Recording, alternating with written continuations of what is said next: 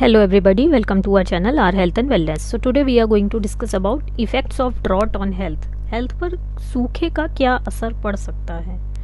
तो सबसे पहले तो फूड और न्यूट्रिशन की बात कर लेते हैं। होता क्या है, अगर ड्रॉट का पीरियड रहता है, सूखा पड़ता है, तो जो क्रॉप्स का ग्रोइंग सीजन है वो कम हो जाता है कंपैरेटिवली, और उससे क्या होता है कि इंसेक्ट और डिजीज़ इन्फेस्टेशन बढ़ जाता है, क्योंकि गर्मी ज़्यादा बढ़ रही होती है। तो ऐसे में इंसेक्ट इन्फेस्टेशन और बढ़ जाता है और डिजीज़ होने के, क्रॉप्स को डिजीज़ होने के चांसेस भी बढ़ जाते हैं, जिसकी वजह से क्या होता है कि आउटपुट जो है, क्रॉप का आउटपुट कम हो जाता है। और इसका रिजल्ट क्या रहेगा कि फूड के प्राइजेस ज़्यादा हो जाते हैं, शॉर्टेज हो जाती है फूड की, जिसकी वजह से और ज़्यादा फूड के प्राइसेस राइज हो जाते हैं, जिसकी वजह से कुछ लोग उसको नहीं कंज्यूम कर पाते, जिसका इफ़ेक्ट आता है माल न्यूट्रिशन के टाइप में। तो ड्रॉट की वजह से क्या होता है कि जो लाइव स्टॉक है, जो फूड के लिए हम लाइव स्टॉक राइज करते हैं, उसकी हेल्थ भी ख़राब होती है, और लाइव स्टॉक माल नरिश्ड हो सकती है, डिजीज़ हो सकती है। तो ये सब इफ़ेक्ट्स हो सकते हैं फूड और न्यूट्रिशन पर ड्रॉट के। नेक्स्ट आ जाता है आपका एयर क्वालिटी। जो ड्राई वेदर रहता है ड्रॉट के पीरियड में, तो इसकी वजह से क्या होता है कि वाइल्ड फायर्स, फॉरेस्ट फायर्स बहुत ही कॉमन हो जाते हैं, और ये हेल्थ को एडवर्सली अफेक्ट करते हैं। फायर्स रहती हैं, ड्राई सॉइल हो जाती है, वेजिटेशन ख़राब हो जाती है, जिससे पार्टिकुलेट मैटर एयर में इंक्रीज़ हो जाता है, जैसे स्मोक, फ्लोरोकार्बन्स, पॉलन ग्रेन्स। तो ये सब एयर क्वालिटी को फर्दर डिटेरियोरेट कर देते हैं। ये जो पार्टिकुलेट मैटर रहता है, जिसको हम PM2.5 या PM10 के नाम से भी जानते हैं, ये हमारे लंग्स को इरिटेट करता है, ब्रोंकस को इरिटेट करता है, जिसकी वजह से क्रोनिक रेस्पिरेटरी इलनेसेस हो सकती हैं, जैसे एस्थमा। और अगर किसी को ऑलरेडी एस्थमा है तो वो वर्सन हो सकता है। एक्यूट रेस्पिरेटरी इन्फेक्शंस का रिस्क भी बढ़ जाता है, जैसे न्यूमोनिया एंड ब्रोंकाइटिस। इसके अलावा क्या होता है कि टॉक्सिन्स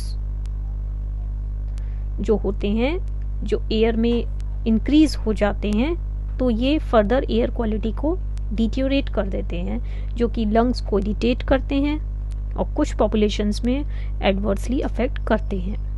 नेक्स्ट आ जाता है वाटर। अगर ड्रॉट का पीरियड पड़ता है, सूखा पड़ता है, तो रिवर फ्लो कम हो जाता है, स्ट्रीम्स कम हो जाते हैं। तो इसकी वजह से क्या होता है कि पानी में पॉल्यूटेंट्स का कंसंट्रेशन बहुत ज़्यादा बढ़ जाता है, जिससे वाटर स्टैग्नेंट हो जाता है। लेक्स में, रिजर्वॉयर्स में अगर वाटर टेम्परेचर बढ़ जाता है तो ऑक्सीजन लेवल्स कम हो जाते हैं, जिसकी वजह से एक्वेटिक लाइफ काफ़ी अफेक्ट होती है, उनको एडिक्वेट ऑक्सीजन नहीं मिल पाता, जिसकी वजह से उनकी क्वालिटी ऑफ लाइफ ख़राब हो जाती है। फर्दर वाटर की क्वालिटी भी डिटेरियोरेट हो जाती है। जो वाइल्ड फायर्स होते हैं, फॉरेस्ट फायर्स होते हैं, तो उनकी वजह से जो रन ऑफ होता है, जिसकी वजह से एक्स्ट्रा सेडिमेंट्स इकट्ठे हो जाते हैं, जैसे ऐश। जैसे फॉरेस्ट फायर हुई तो उसके बाद जो ऐश इकट्ठा हो जाता है वो वाटर के साथ फ्लो कर जाता है, तो इसकी वजह से वाटर की क्वालिटी फर्दर डिटेरियोरेट हो जाती है, जिससे फिशेस और एक्वेटिक एनिमल्स एडवर्सली अफेक्ट होते हैं, ऑक्सीजन लेवल्स कम हो जाते हैं वाटर में। तो इस वजह से भी एक्वेटिक लाइफ और वाटर आपस में एक दूसरे के इंटर रिलेटेड हैं। समय के साथ जैसे जैसे बारिश कम होती जाती है, लेकिन जो सरफेस वाटर है उसका इवापोरेशन बढ़ता चला जाता है।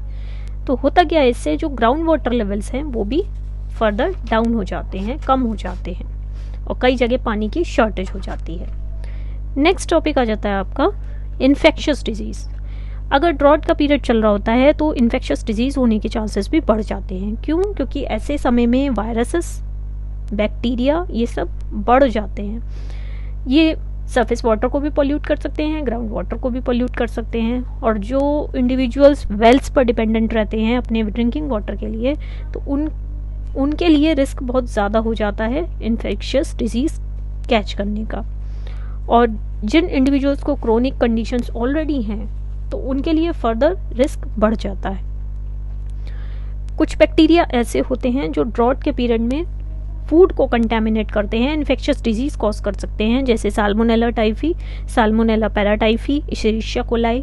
तो इस तरह के जो इन्फेक्शंस हैं, इन बैक्टीरिया, ये बैक्टीरिया जो इन्फेक्शंस कॉज करते हैं, इनकी क्वांटिटी ड्रॉट के पीरियड में बढ़ जाती है, बहुत इजीली इन्फेक्शन कॉज करते हैं। इनके लिए फूड एक व्हीकल हो जाता है डिजीज ट्रांसमिशन का ड्रॉट के पीरियड में, क्योंकि वाटर शॉर्टेजेस जो हो जाती हैं उसकी वजह से फार्मर्स क्या करते हैं, रिसाइकल्ड वाटर को यूज़ करते हैं फील्ड्स को इरिगेट करने के लिए या उस फूड को ग्रो करने के लिए। तो अगर आप ऐसे वाटर का इस्तेमाल करते हैं तो इन्फेक्शियस डिजीज़ होने के चांसेस और ज़्यादा बढ़ जाते हैं, क्योंकि ई कोलाई और साल्मोनेला अपने टॉक्सिन्स प्रोड्यूस करते हैं जो कि इंडिविजुअल्स को अफेक्ट कर सकते हैं। नेक्स्ट आता है आपका risk of related to recreations. अब होता क्या है, जैसे जैसे ड्रॉट का पीरियड बढ़ता है लोग और ज़्यादा इंगेज हो जाते हैं वाटर रिलेटेड रिक्रिएशनल एक्टिविटीज़ में। तो इससे क्या होता है, उन इंडिविजुअल्स में वाटर बॉर्न डिजीज़ का रिस्क बढ़ जाता है, जो कि बैक्टीरिया, वायरसेस या फंजाई कॉज कर सकते हैं। कंटेमिनेशन का रिस्क भी बढ़ जाता है, हैवी मेटल पॉइजनिंग का रिस्क बढ़ जाता है। अब इस तरह का एक्सपोजर इंटेंशनली भी हो सकता है या एक्सीडेंटली भी हो सकता है, या आप डायरेक्ट कांटेक्ट में आ सकते हैं उन कंटामिनेंट्स के, या आप ब्रीथ भी कर सकते हैं। तो इस तरह के इन्फेक्शंस के चांसेस ड्रॉट के पीरियड में बढ़ जाते हैं। कुछ पैथोजेंस होते हैं जैसे अमीबा है, तो ड्रॉट के पीरियड में ज़्यादा बढ़ जाते हैं, क्योंकि लो वाटर लेवल्स की वजह से क्या होता है, इनकी ग्रोथ इंक्रीज करती है, क्योंकि वाटर का जो टेम्परेचर है वो राइज कर जाता है। So that's all for the day. Thank you so much.